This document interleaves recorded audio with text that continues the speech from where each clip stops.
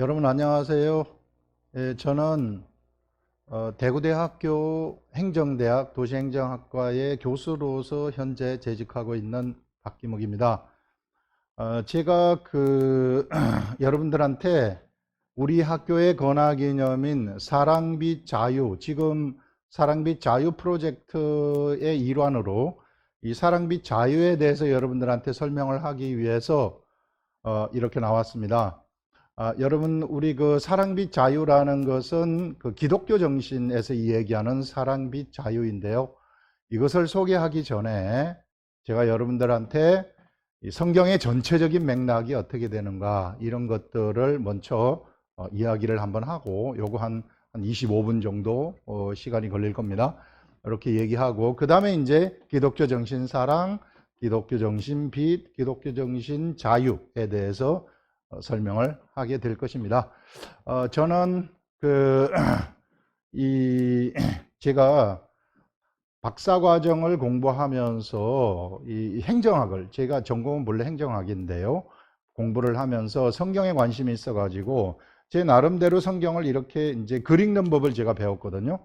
그러면서 계속해서 저자가 얘기하려고 하는 게 무엇인가 하는 이런 차원에서 성경을 이렇게 계속 봤더니 한 3년 정도 봤더니 너무 깊이 들어가 버렸어요. 그래서 제가 이제 박사 학위를 끝낸 다음에 한국에 들어와서 이제 이 대구대학교에 들어와서 이제 신학을 97년도부터 시작을 해서 신학도 끝마치고 또 목사 안수도 받게 되었습니다. 그래서 제가 여러분들한테 이 부분을 성경의 전체적인 맥락을 이제 제 소개는 이렇게 하고요. 이제 이 전체적인 맥락을 한번 소개를 드리고 싶습니다.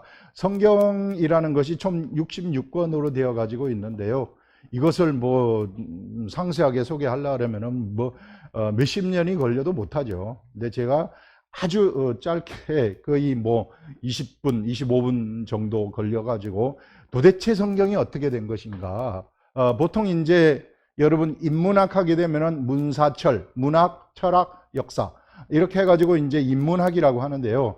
이 성경의 차원은 바로 그 인문학 위에 있는 인문학보다도 더 심오한 그런 어떤 영적 세계의 흐름 이런 것들의 차원이다 이렇게 생각하시면 성경도 사실 굉장히 깊이 있는 여러분들에게 엄청나게 많은 그러한 정보를 가져다 줄 수 있을 것으로 생각이 됩니다. 그래서 여러분들한테 이것을 이제 한번 소개해 보려고 해요. 성경은 총 66권, 구약 성경이 32권으로 되어 가지고 있고 신약 성경이 27권으로 되어 가지고 있습니다. 이 39권은 종교회의에서 결정이 된 거예요. 이 부분은 구약 성경으로 한다 해가지고 종교회의에서 AD 90년경에 결정이 되고 요거는 AD 390년경에 완전히 픽스가 되는 거죠. 이 신약 성경 27권하고 구약 성경 39권이 이렇게 고정이 된, 더 이상 이제 이 성경에서 어떤 책을 빼지도 못하고 집어넣지도 못하는 이렇게 결정을 한 겁니다. 이것이 지금 우리들한테 전달되어 가지고 지금 현재까지 내려오고 있는데요. 이게 구약 성경은 여러분들 전체로 보게 되면 역사서와 시가서, 선지서 이렇게 세 가지의 종류의 책으로 나눌 수 있습니다. 이 역사서라는 것은 창세기 출애굽기 들어보셨죠? 창세기 제네시스라고 하는 창세기 출애굽기에서 에스더까지고 그 다음에 시가서는 욥기, 시편, 잠언, 전도서, 아가서 이게 이제 이 시입니다. 노래하는 거, 하나님의 신을 찬양하는 그러한 노래죠. 그 다음에 이제 선지서는 이제 하나님으로부터 계시를 받은 사람들이 이야기한 내용들을 적은 책인데요.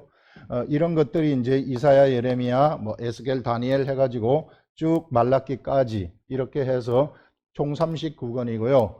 그 다음에 신약 성경은 이제 사복음서라 그래가지고 마태, 마가, 누가, 요한복음 요 4개하고 사도행전, 그 다음에 이제 사도 바울이라는 사람이 있는데 사도 바울이 쓴 바울서신 13권이 있고요. 그 다음에 일반 서신, 일반 베드로라든지 야고보라든지 이런 분들이 쓴 이런 책이 있고, 그 다음에 이제 마지막 그 종말의 시대를 알려주는 그 다음에 하늘의 그 영적 하늘의 세계를 알려주는 요한계시록 이런 책으로 이제 되어 가지고 있습니다.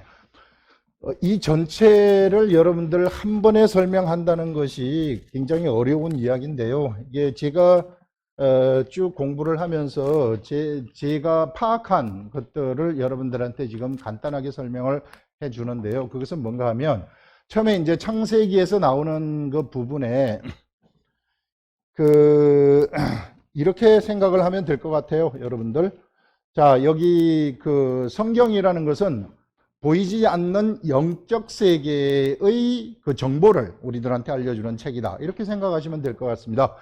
우리가 그림을 이렇게 그린다면 이제 설명을 돕기 위해서 이렇게 하는 것인데요. 이렇게 분리할 수는 없어요. 영적 세계가 있고, 그 다음에 여기에 육적 세계가 있다. 자, 이렇게 영적 세계와 육적 세계가 있는데요. 이 영적 세계, 이 육적 세계가 이제 하나님의 신이 창조를 하셨어요. 이제 하나님 표시를 이렇게 데오스라고, 이게 헬라 표시인데요. 요런 표시로 하겠습니다. 하나님의 신이 이제 영적 세계와 육적 세계를 처음에 창조를 하셨는데요.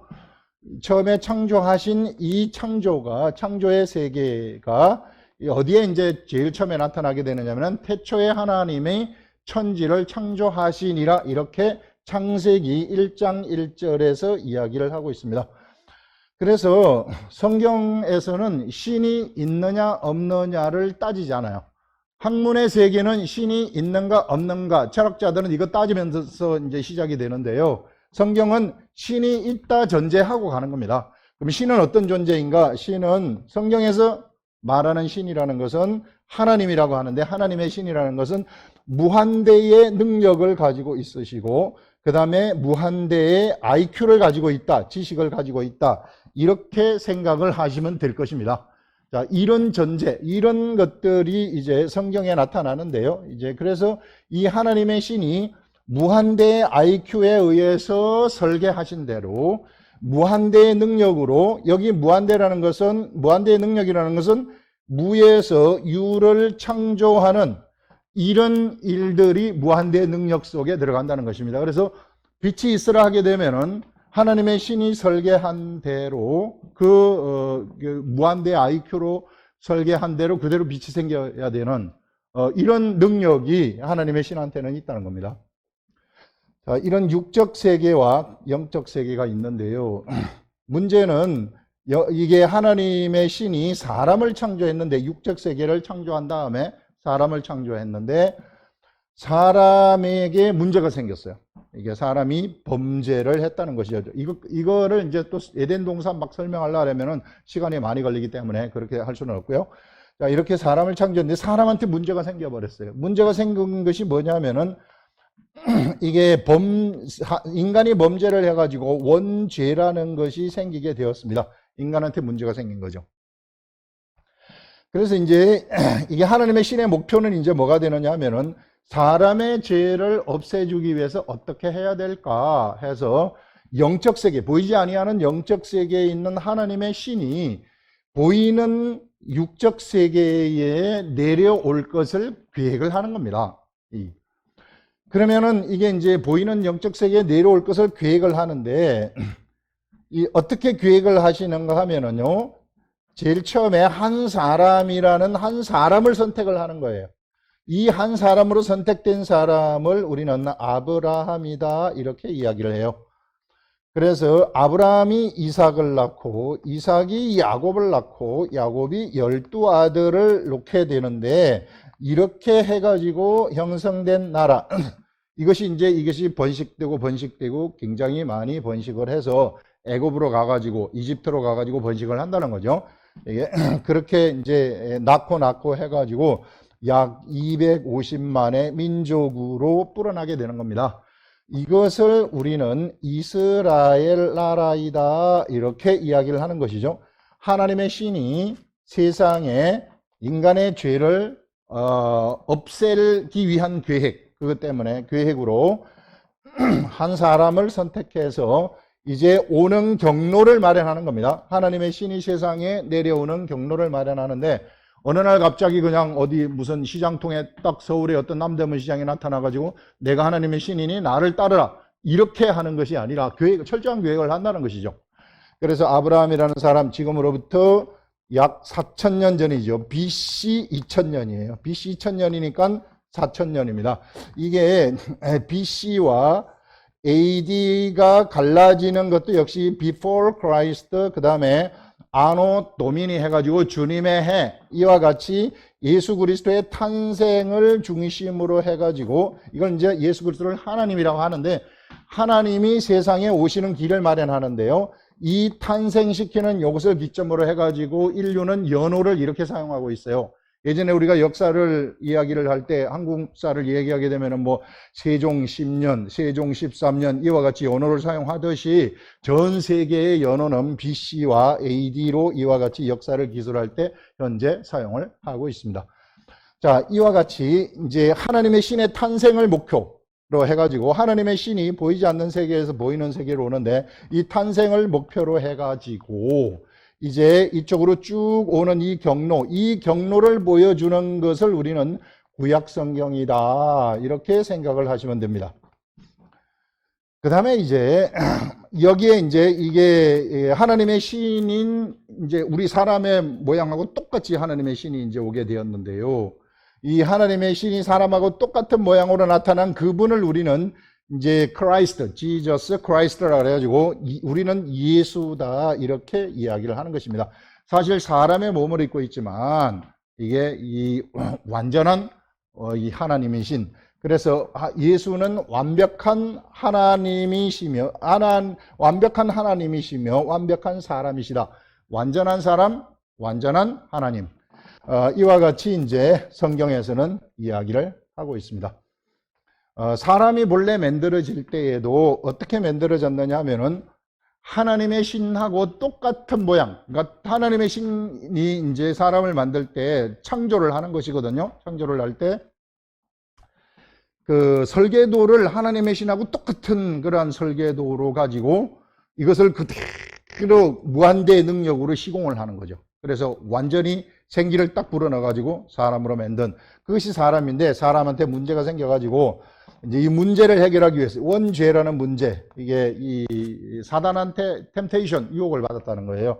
그래가지고 그 유혹에 빠져서 사람한테 들어온 것이 거짓과 살인의 속성입니다. 그래서 사람들은 자꾸 죽이려고 하잖아요. 막 전쟁하잖아요. 인류의 역사를 보면 전쟁의 역사잖아요. 이런 것들이 다 여기 문제가 생겼기 때문에 본래는 사람이 하나님의 형상을 닮아서 사랑으로 만들어졌는데 이것이 이제 어떤 이 유혹, 사단의 유혹, 그들이 사단의 속성이 사람한테 들어와 버린 거예요. 사단의 속성 들어온 것을 지금 하나님의 신은 이걸 해결하기 위해서 그래서 직접 세상에 내려오시는데 직접 내려오시는 그 통로로 구약성경을 읽어보면은 이렇게 해서 내려왔구나 하는 것을 우리가 알 수 있고요. 그 다음에 이제 신약성경은 이 예수 그리스도의 이제 지저스 크라이스트, 예수 그리스도가 세상에 오셔가지고 여기 오셔서 이제 어떠한 행적의 삶을 살았고 그 다음에 어떠한 말씀, 이 하늘에 있는 어떠한 정보들을 우리한테 얘기를 했는가 이런 것들이 이제 신약성경인데 이것을 이제 사람들한테 널리 전파해가지고 사람들이 이 원죄로부터 벗어나도록 하여라 하는 이것이 성경에서 전체적으로 얘기하고 싶어하는 사람들한테 알려주고 싶은 내용입니다. 이것을 설명하기 위해서 66권의 그러한 엄청나게 많은 분량의 책들을 이제 동원을 하게 되는 거죠. 지금부터는 이제 여러분들한테 아주 간단하게 이제 책이 어떻게 이 역사가 어떻게 진행되어 가지고 하나님의 신이 세상에 나타나게 되는가 이런 것들을 얘기를 하려고 합니다. 자, 여러분, 이 그림을 제가 이제 지도를 한번 그리는데요. 자, 이 지도에 보시면, 요게 티그리스강, 유브라데스 강이고요. 그 다음에 이제, 요게 이제 이집트입니다. 애굽이라고도 하는 이집트죠, 이집트인데, 여기를 우리는 가나안 땅이다 이렇게 이야기를 하고 있고,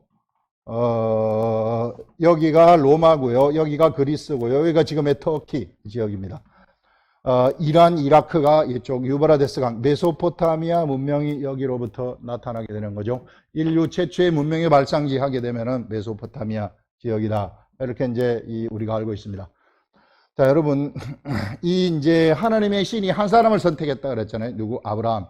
아브라함이라는 한 사람이 원래 여기 살고 있었어요. BC, 지금으로부터 4000년, BC 2000년경에 하나님의 신이 아브라함을 부릅니다. 아브라함아, 아브라함아, 네가 사는 그곳에서 떠나서 내가 지시하는 곳으로 가거라 해가지고 아브라함이 이제 지시하는 곳으로 가는데, 여기에 잠깐 와 하란에 있다가 그 다음에 여기 세겜을 거쳐서 헤브론에 와서 살아가게 되는 겁니다. 이곳에서 살면서 이제 뭐 애굽에도 갔다 오고 왔다 갔다 우여곡절이 많죠. 이게 이러면서 이제 아브라함이 이삭을 낳게 되고, 아들 이삭을 낳고, 이삭이 야곱을 낳고, 야곱이 12아들을 놓게 되는 겁니다. 이 12아들을 이스라엘 12지파다 이렇게 이야기를 하는 거죠. 그래서 이제 요 아들이 이제 결혼하고 여기서 살면서 이제 또 아이를 놓고 해가지고 약 70여 명이 되었을 때에 야곱과 야곱의 아들 요 가족들이 이제 뭐 이삭과 아브라함은 죽죠. 이게 이 가족들이 어디로 내려가는가 하면은 애굽 땅으로 내려가게 되는 겁니다. 애굽 땅에 내려가 가지고 약 430년 동안 그곳에서 살면서 70명의 가족이 250만 정도 되는 인구로 불어나게 되는 거예요. 하나의 거대한 민족이 되는 거죠. 처음에 애굽으로 갈 때는 애굽의 나라가 이 가족들을 선대했어요. 선대하는데 애굽에서도 왕조가 바뀌어 버립니다. 왕조가 바뀌면서 바뀐 왕조가 그 히브리 사람들, 이스라엘 백성들을 이제 종으로 삼아 버리는 거죠. 그리고 아이를 너무 많이 놓으니까 이러다가 큰일 나겠다 싶어 가지고 산에 아이를 놓게 되면 다 죽여버리라 그래요. 자, 그런 와중에 250만으로 성장을 하면서 이스라엘 백성들이 하나님의 신한테 우리를 여기로부터 탈출시켜 달라고 이제 부르짖죠. 이제 기도를 했다는 것입니다. 이제 그때에 모세라는 사람이 탄생을 하게 되는 겁니다. 이집트 왕자라고 하는, 우리 일반 사람들에게도 잘 알려진 그러한 모세. 그 모세가 이제 여기서 탄생을 하면서, 모세도 역시 사내 아이로 탄생을 했으니까 뭐 다 죽여야 되는데 어미가 죽이지 못하고 3개월 된 애를 갖다가 바구니 속에다가 이제 넣어가지고 요람에 넣어가지고 나일강에서 떠내려 보내는 거죠. 그것을 이집트의 공주 하셉수트가 발견을 해가지고 자기 아들로 키우게 되는 거죠. 자, 이렇게 키워서 40세가 되던 해에 모세는 출생의 비밀을 알게 되고, 그래서 왕궁에서 나와가지고 광야로 이제 가가지고 광야에서 40년간을 살게 되는 겁니다. 그래서 또 80세 되던 해에 하나님의 신으로부터 부름을 받아가지고, 모세야, 네가 선 곳은 거룩한 곳이니 네 신발을 벗어라. 내가 앞으로 지시하는 곳으로 네가 가거라 해가지고, 모세는 여기에서 이제 이 지시하는 곳 애굽으로 가가지고 애굽에서 이스라엘 백성들을 데리고 출애굽 해가지고 탈출을 한다는 거죠. 창세기 출애굽기. 이제 창세기에 이제 이런 내용들이 나오고요. 그 다음에 출애굽하게 되면은 모세가 이제 출애굽, 애굽을 탈출하는 이런 내용, 홍해가 갈라지는 것이라든지, 그 다음에 이제 여기 탈출을 해서 광야에 40년간을 살게 되는데요. 광야에 40년간 살면서 시내산에서 계명, 율법이라는 계명을 받는 것, 이것하고 그 다음에 이제 또 제사법을 받아가지고 출애굽을 하는 내용, 이런 것들이 나오고, 성막이 주어지는 내용들 나오고, 그러면서 이후에 이제 민수기로 넘어가게 되면서 민수기는 요압평지까지 가는 과정들, 그 다음에 신명기, 레위, 중간에 레위기가 끼어 있는데 거기는 제사법 이런 것들이 나오고, 그 다음에 이제 이후에는 모압 평지에서 신명기, 하나님의 명령을 다시 갱신하는 새로운 계명을 주는 그러한 신명기 해가지고 모세오경이라고 부르는 5권의 책들이 구약 성경에 제일 처음에 등장을 하게 되는 것입니다.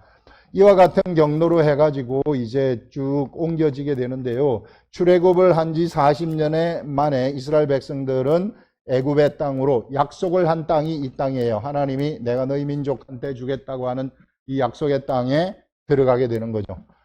그래서 이 땅에 들어가면서 이 땅에서 살아가게 되고, 이 땅에서 살면서 이제 이스라엘 백성들은 그 이후에 이제 여호수아가 이 땅을 점령을 하게 되는 것이고, 이 땅에서 이제 사사 시대를 거쳐가지고 사사들이 이제 그 통치하는 사사 시대, 약 350년간의 사사 시대를 거쳐서 사무엘 상하 가가지고 사무엘의 시대까지, 사무엘이 마지막 사사인데요. 이때에 이제 다윗이라는 사람이 등장을 하게 됩니다. 킹 데이빗, 다윗의 아들이 솔로몬이죠. 그러면서 이제 이 나라에서 살아가게 되는 겁니다. 요 가나안 땅에서 하나님의 그런 신의 명령을 받아가지고 살아가게 되는데, 거기에서 이제 이스라엘 백성들한테는 본래 왕이 없었는데 사무엘 시대 가가지고 다윗 이전에 왕을 달라고 기도를 하는 거예요. 외치는 거예요. 이게 왕을 달라고 이제 하나님의 신한테 외치니까 하나님이 왕으로서 이제 다윗을 왕으로 시키는 것입니다. 그래서 이스라엘 백성의 왕이 다윗이 되는데, 다윗은 통치를 너무 잘했으나 이 솔로몬이 그 처음에는 잘했지만 이후에 하지 못했어요. 그래서 이 솔로몬 시대 이후에 나라가 북이스라엘하고 남유대 두 개로 갈라지게 되는 것입니다. 10지파가 이쪽으로 가게 되고 나머지 2지파, 12지파 중에 이쪽으로 가가지고 10지파가 여기 살면서 우상 숭배에 빠지지 말라고 했는데, 이 율법을 주시면서 율법에 이제 십계명이 들어가 있지 않습니까? 이 십계명, 뭐 영화 십계라든지 보면은 이제 그런 게 출애굽을 할 때 여기서의 내용입니다. 그래서 나 이외에 다른 신을 섬기지 말아라 하는 이런 내용들이 여기 이제 뭐 부모를 공경하라, 간음하지 말라, 도둑질하지 말라, 뭐 이런 것들이 여기 다 들어가 있죠. 그러면서 계명을 주시는데, 이 계명을 지키다가 못 지키겠거든 너희들은 성막을 주시게 되는 겁니다. 성전이죠. 성전에 가서 이제 계명을 지키다 못 지키면 죄로 드러나지 않습니까? 그러면 죄를 없애기 위해서 네 스스로 죄를 없애는 것이 아니라 너를 대신한 속죄 양이라든지 제물을 갖다가 드리면 내가 죄가 없어졌다고 쳐주겠다, 이렇게 알려주는 것입니다. 이것이 이스라엘 백성의 제사법이에요. 그래서 이스라엘 백성들은 이것을 계속해서 제사를 지내면서 이스라엘 백성들이 살아오게 되는 거죠. 자, 그렇게 되면서 이제 왕정시대, 북이스라엘하고 남유대가 이어지는데, 우상숭배를 하게 되면서 이 우상숭배에 빠진 북이스라엘이 BC 722년에 먼저 망하고, 그 다음에 남유대도 또 이후에 우상숭배에 빠져서 BC 587년에 멸망하게 되는 겁니다. 그래서 바빌론 포로로 끌려갔다가 이쪽으로죠. 이쪽에 바빌론 제국의 포로로 끌려갔다가 다시 오지만 그러나 크게 회복하지 못한 상태에서 어떤 일이 일어나게 되는가 하면은, 이제 그 말라기 선지자를 이제 끝으로 해가지고 약 BC 410년경이죠. 그 이후부터는 하나님의 신하고 교통이 없는 시대가 펼쳐지다가, 그러면서 이제 전 세계의 요쪽 지역의 그 국가의 지배권은 바벨론 제국에서부터 그 다음에 헬라 제국, 그 다음에 페르시아 제국, 그 다음에 로마 제국, 이게 바벨론 제국, 페르시아 제국, 그 다음에 헬라 제국, 알렉산더 대왕이죠. 로마 제국으로 지배권이 넘어가게 되는 겁니다. 지배권이 넘어가면서 로마 제국 시대에 바로 이게 그 예수 그리스도라는 사람, 여기 유대 땅 베들레헴에서 예수 그리스도가 탄생이 되는 것입니다. 구약 성경은 이것을 향해서 달려오는 거죠. 그래서 예수 그리스도의 탄생, 예수 그리스도가 탄생되어 가지고 이제 예수 그리스도는 하늘의 세계의 정보, 영적 세계의 정보들을 이제 12명의 제자들을 선택해 가지고 이 정보를 제공을 해주고, 그 다음에 예수 그리스도가 본래 오신 것은 사람의 죄, 여기서 이제 사람의 죄를 없애기 위한 제물이 되기 위해서 오셨다는 거죠. 인간의 죄를 없애기 위해서는 생명이 필요한데 사람의 생명은 70년밖에 살지 못해요. 그래서 이 생명이 필요한 이 사람의 생명은 그래서 진정한 죄를 사할 수가 없어서 생명은 진짜 영원한 생명이 바쳐져야 되는데 이 영원한 생명을 누가 가지고 있는가 하면 바로 예수 그리스도가 가지고 있다는 것입니다. 그래서 예수 그리스도가 사람의 몸을 입고 세상에 와가지고 바로 이 진짜 참 생명을 바로 사람들을 위해서 십자가의 제물이 되어가지고 이게 죽게 됨으로써 사람의 죄가 완전히 사해지는 사람이 죄로부터 해방시켜주는 죄의 종으로부터 해방되어지는 그런 일들이 일어나도록 하는 이러한 그 하나님의 계획 이것이 이제 실행에 옮겨져 가지고 예수 그리스도가 세상에 오시게 되어서 십자가에 돌아가심으로써 이제 제물의 역할을 담당을 하는 거죠. 그래서 이제는 너희들 모든 인류는 십자가에 못 박혀 제물된 나를 갖다가 기억하고 내가 너희들을 위해서 너희들의 죄를 위해서 죽었으니 이게 그것을 알아라. 그것을 알고 마음으로 받아들이기만 하면은 그 속에서부터 그 사람들의 죄가 완전히 다 없어진다는 이 죄사함의 비밀을 이제 예수 그리스도가 세상에 오셔가지고 사람들한테 선포를 하고 그것을 알려주신 다음에 십자가에 돌아가셔서 죽었다가 그 3일 만에 부활하는 거예요. 이 말은 뭐냐면은 죽음을 이겨버린 자가 되는 거죠. 그래서 이제 예수 그리스도에게 붙은 모든 자들도 죽음을 이길 수 있다. 부활이 될 수 있다. 하는 이런 그 부활의 도를 이제 알려주시면서 이제 이 예수 그리스도의 도가 이제 제자들에 의해서 이제 세상 밖으로 막 퍼지게 되는 것입니다. 퍼지게 돼서 처음에는 요쪽 지역에서 예루살렘을 중심으로 해가지고 퍼지다가 그 다음에 여기 안디옥 교회를 중심으로 해서 이렇게 쭉 퍼져서 로마까지 갔는데 처음에 AD 313년까지는 핍박을 받아요. 많은 사람이 죽습니다. 그런 다음에 콘스탄티누스 대제가 기독교를 이제 공인을 하면서 이제 기독교가 로마의 이제 사람들로부터 핍박에 벗어나게 되고 그렇게 되면서 이제 이 유럽 전역으로 쫙 퍼져나가게 되는 거죠. 전역으로 퍼져나가게 되고 이로부터 313년, 60여 년 후에 이게 로마에서 이제 국교화가 되는 겁니다. 이게 국교화가 되면서 전 세계에 기독교가 퍼져서 영국으로 가게 되고 영국에서 청교도들이 미국으로 건너오게 되고 미국에 이제 있는 사람들 미국의 청교도들이 이제 선교사를 우리 한국에 보내가지고 우리 한국에도 기독교가 이렇게 약 130-40년 전에 들어오게 되어지는 이런 일이 일어났다 하는 것들을 여러분들한테 이렇게 이야기를 합니다. 아마 바쁜 가운데 이걸 뭐 한꺼번에 설명을 하다 보니까 여러분들 되게 좀 바쁘게 설명을 한 그러한 감이 있으나 이 전체적인 내용이 이렇다 하는 것들을 여러분들이 알아두시면 좋을 것으로 생각이 됩니다. 감사합니다. 수고하셨습니다.